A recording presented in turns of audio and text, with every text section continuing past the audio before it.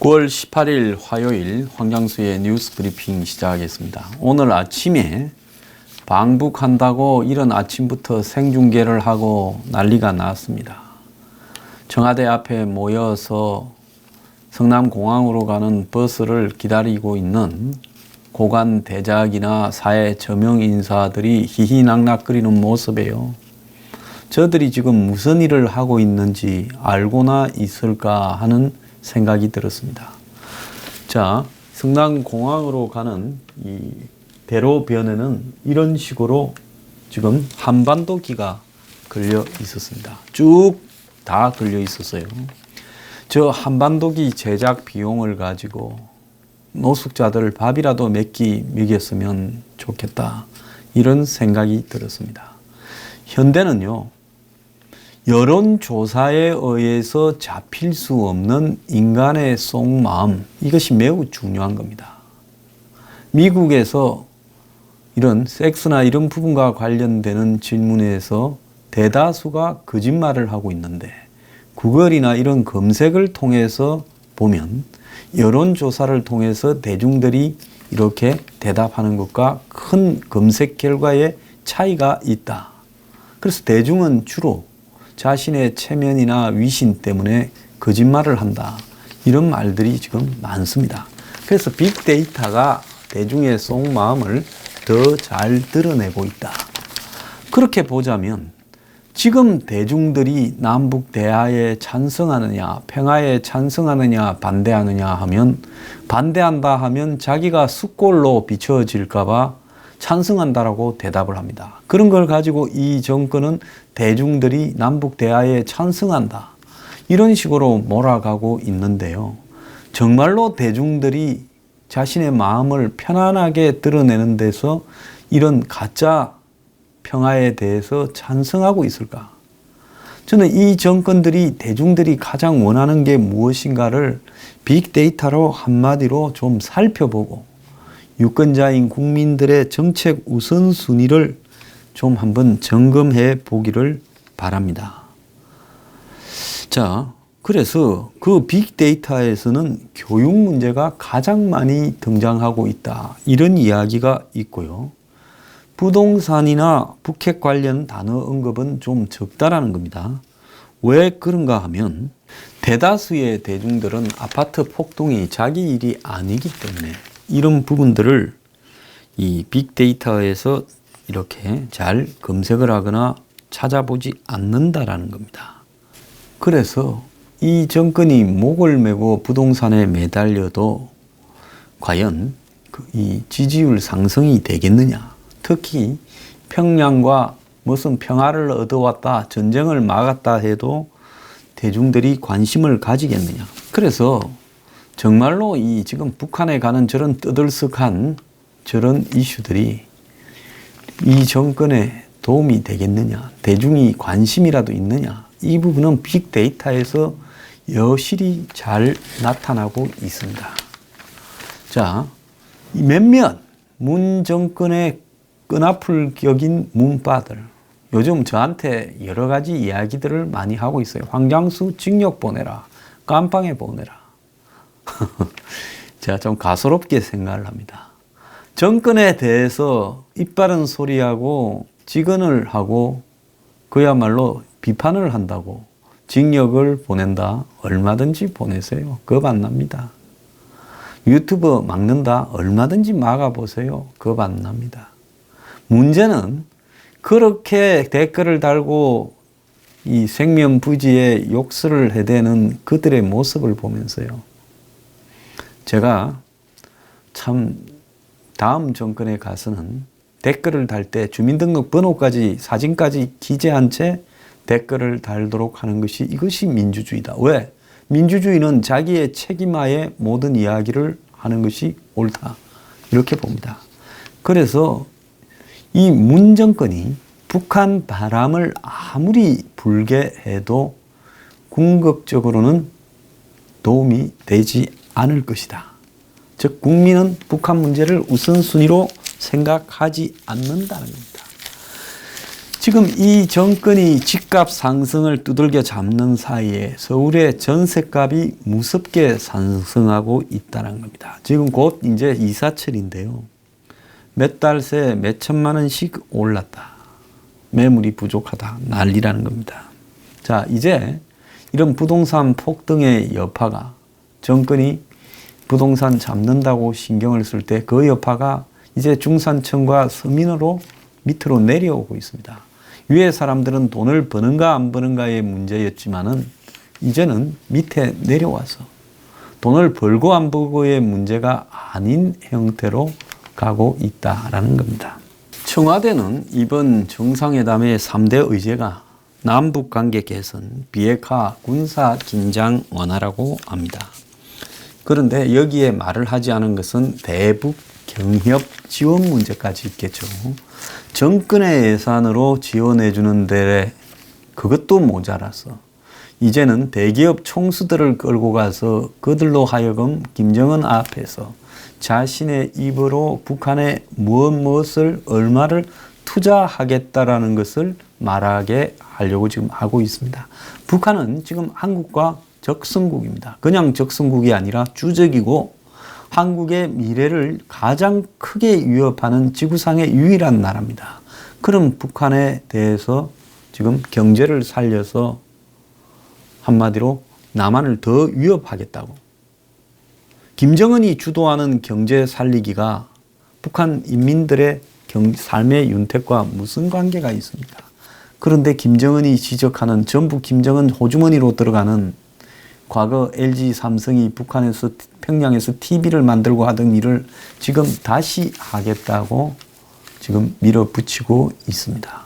거기에다가 IT 산업 기술까지 가르쳐서 투자하겠다 하는 일을 지금 꾸미고 있는지, 또 원산 등의 관광 사업에 새로운 대기업을 진출시키겠다는 것인지, 북한의 기름 부족에 대해서 정유 산업에 투자하겠다는 것인지, 지금 대기업 총수들을 코를 끼어 끌고 갔습니다. 자, 그런데 평양에서 문재인이 사흘 동안에 있는 동안 가장 핵심은 북한이 비핵화를 어떻게 하겠다는가에 대해서 김정은의 입으로 직접 답을 받아오는 겁니다. 이것 말고 문재인이 평양에 갈 이유가 없습니다. 미국 대화가 교착 상태에 빠져서 자기가 운전자론을 자처하면서 스스로 떠드는 거지. 누가 하라 시켰습니까? 자, 누구도 문재인을 보고 적극적으로 북한의 비핵화를 유도해서 미국과 북한을 붙여라고 한 사람이 없어요. 오히려 미국은 좀 빠져줬으면 했습니다. 그리고 김정은이 자기 입으로 직접 미국에다가 약속하고 행동을 보이기를 바랬어요.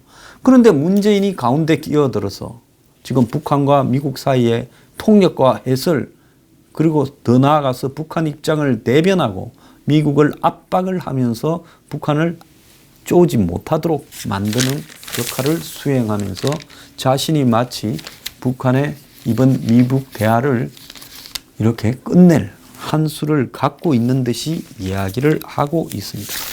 김정은과 흉금을 터놓고 비핵화 대화를 나누겠다고 임종석이 어제 브리핑을 했습니다.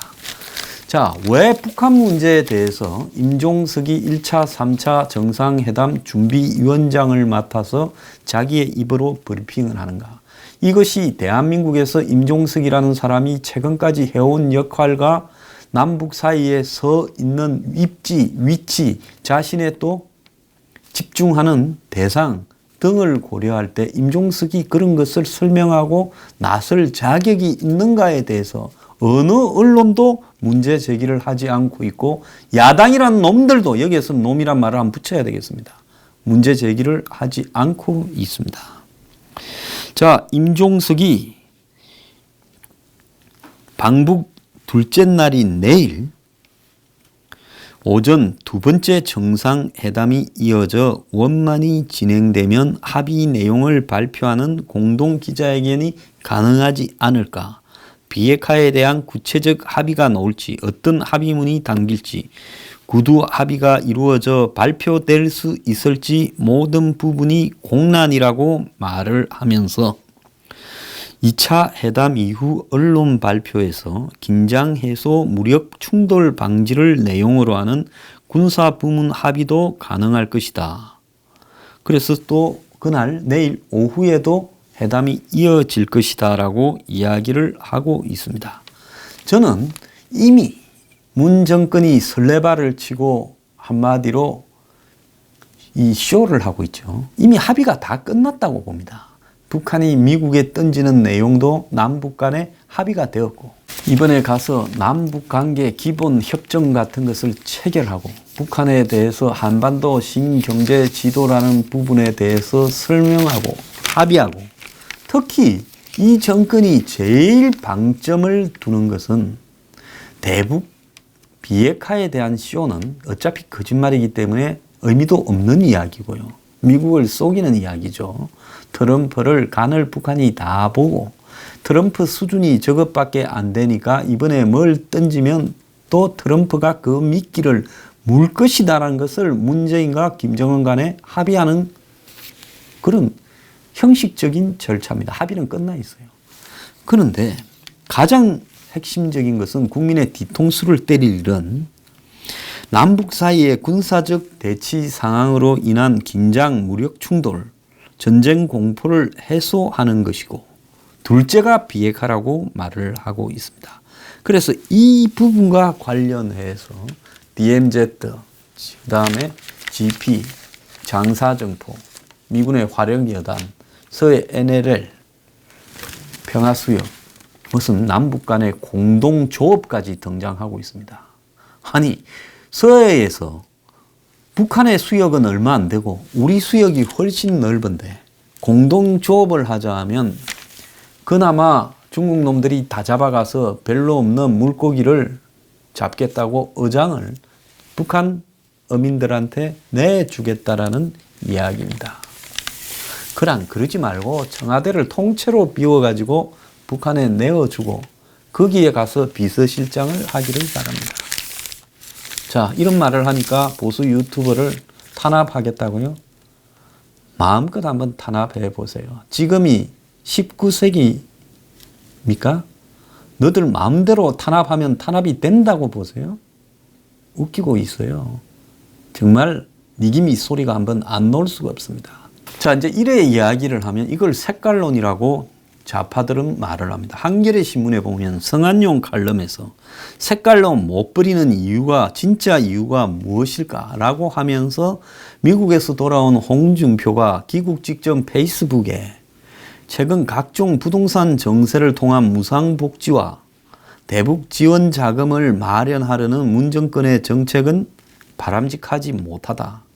그래서 부동산 정책의 종부세 등을 하는 부분을 북한 도와주려고 연결하는 상상력이 놀랍다라고 말을 하고 있습니다. 그리고 대한민국 수호 비상국민회의라는 단체가 문재인 정부의 판문점 선언 국회 비준 동의 요구를 불순한 대북 지원 시도로 보고 이에 반대한다고 성명을 냈는데 굳이 불순한이라는 단어를 선택한 것은 박정희 전두환 시대의 반공의식에 머물러 있다는 거예요.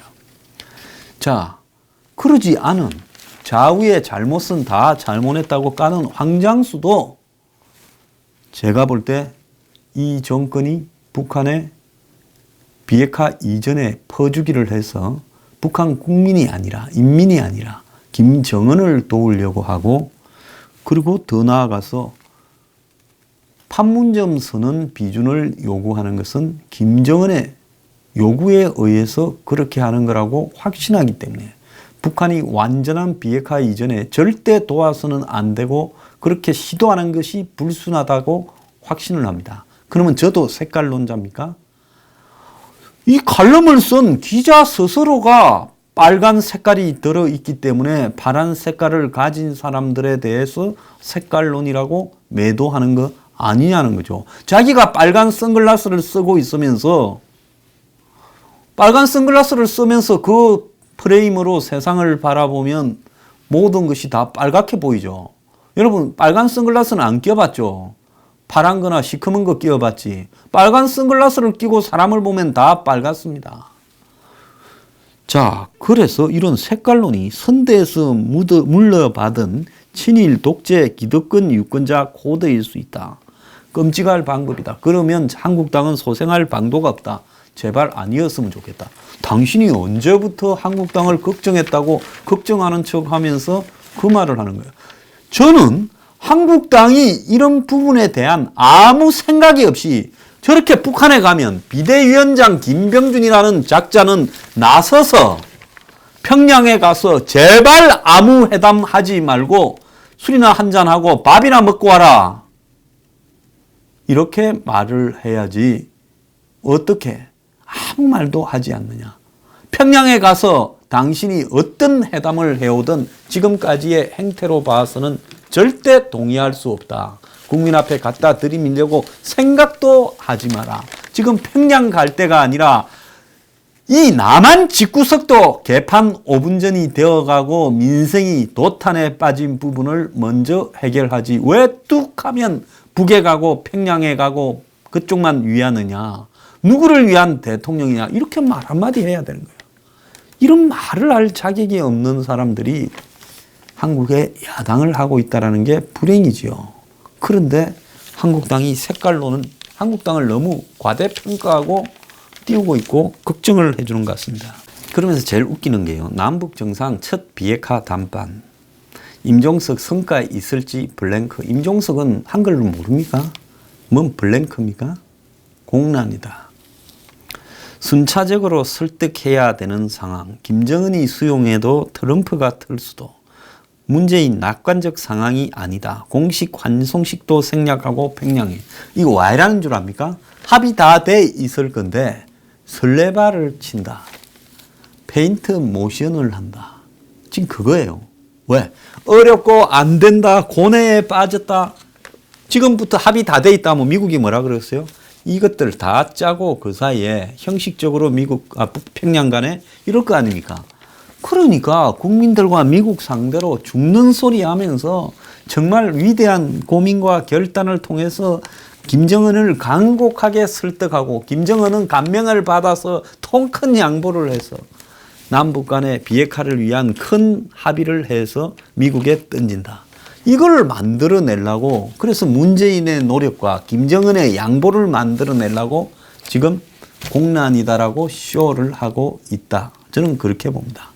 그래 황장수가 이것도 가짜 뉴스라고요? 뭐 발표하는가 보고 이야기를. 정말 이렇게까지 이야기하면요. 가서 큰 회담 두세 번 한다고 서로 간에 합의가 안 된 내용이 갑자기 문재인이 김정은을 설득해서 합의가 된다면 그건 김정은이 아니고 북한이 아니죠. 그러지 않습니까? 이미 물밑으로 다 왔다 갔다 제집구석 드나들듯이 다 하고 있는 마당에 뭘 만나서 회담을 해서 설득 담판을 지어요. 웃기는 소리 하고 있는. 국민을 이거는 개돼지로 알아야 이런 발언을 하는 겁니다. 이미 끝나 있다라는 거예요. 자, 여기에 더 웃기는 것은 어제 에버랜드를 압수수색했습니다. 삼성이 뭐 노조를 불허한다 이런 부분은 흔히 알려져 있죠. 하루 이틀 된 일이 아닙니다. 자, 시대에 맞게 그런 부분들도 고쳐가야 될 건데 삼성의 큰 잘못이라고 생각을 합니다. 그런데 중요한 거는 오늘 아침에 이재용이 가고 싶어서 가겠습니까? 코 끼어 가지고 가는 소처럼 끌려가는데 왜? 이것저것 국정농단 사건부터 비롯해서 걸린 게 많고 열 몇 개의 부분에서 조사를 받고 있고 그래서 이재용 방북 전날 8번째 압수수색이 들어왔습니다. 자, 그래서 이거 뭐 하자는 겁니까? 저 뭐 삼성 비판 많이 하고요. 정경유착에 앞장을 섰다 이런 부분에서 많은 비판을 하지만은 아닌 건 아닌 겁니다.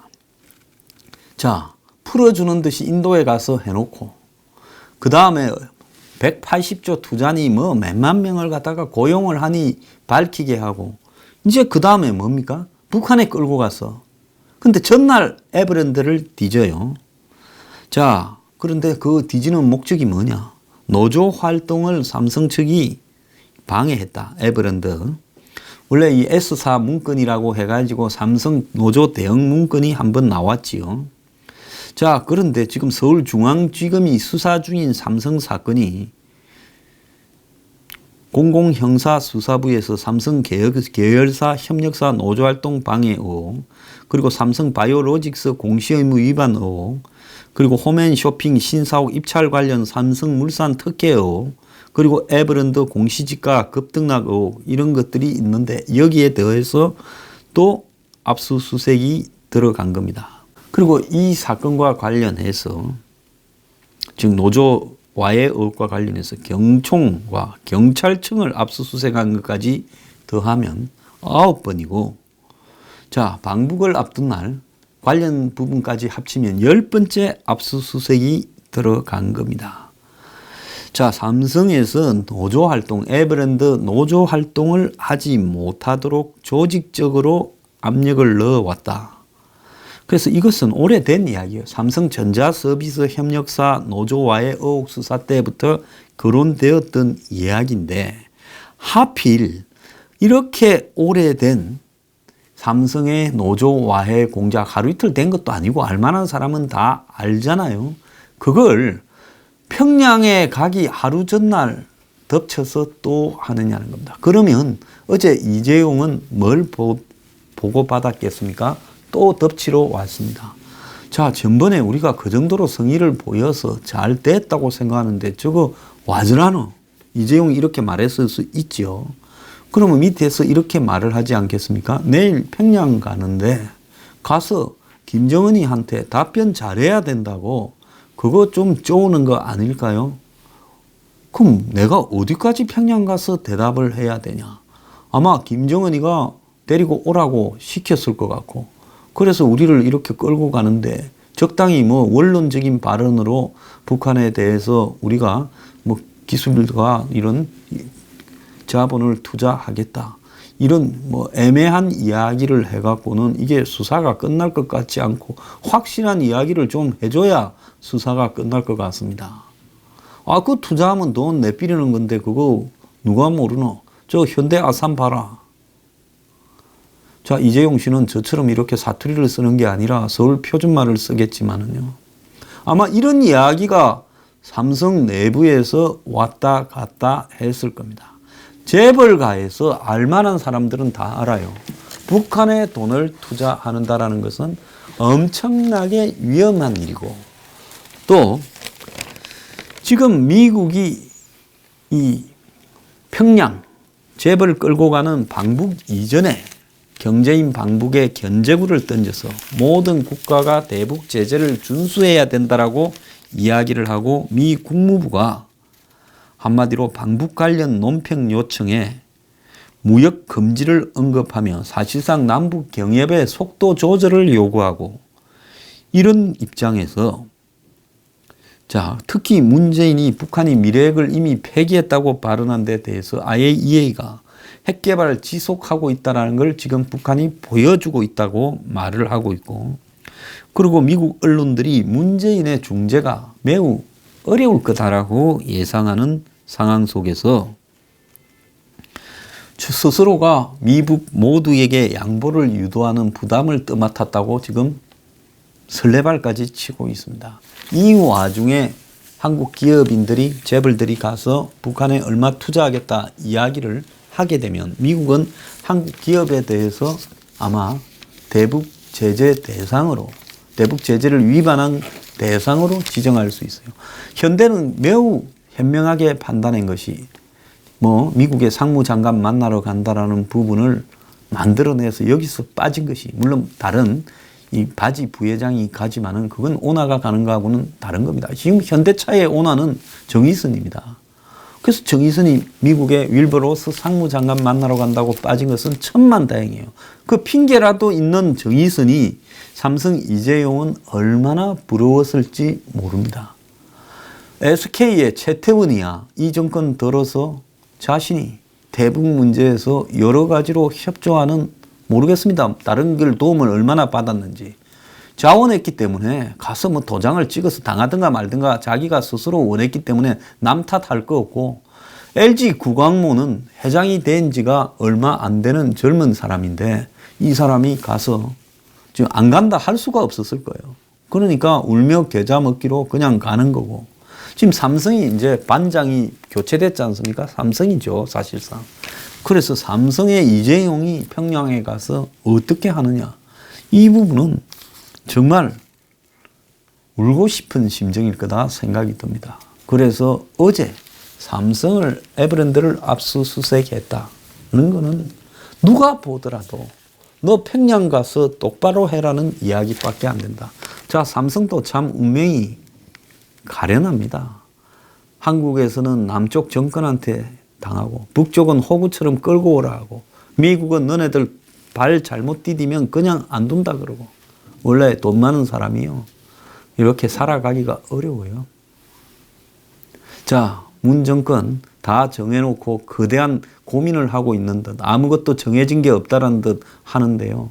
군축에서 획기적인 기가 찰 내용들이 나올 거고 남북 기본 협정서 등을 통해서 판문점 선언을 완전히 상세하게 업그레이드 시켜서 확인할 거고 대북 지원에 대한 원론적인 합의를 할 거고 제가 볼 땐 공개되지 않은 부분에 대한 내용이 그 부분은 더 많을 거라 보고 북한은 빤합니다. 구두 약속 회사타가 우리 제가 전에 이야기한 살라미식 핵리스트 낼 의사 있다. 이 정도 내지 영변 원자로 문 닫을 생각 있다. 이런 이야기 정도 하겠죠. 김정은은 지가 트럼프를 다 바싹 읽었다고 자신하고 있습니다. 과연 그럴지 한번 봅시다.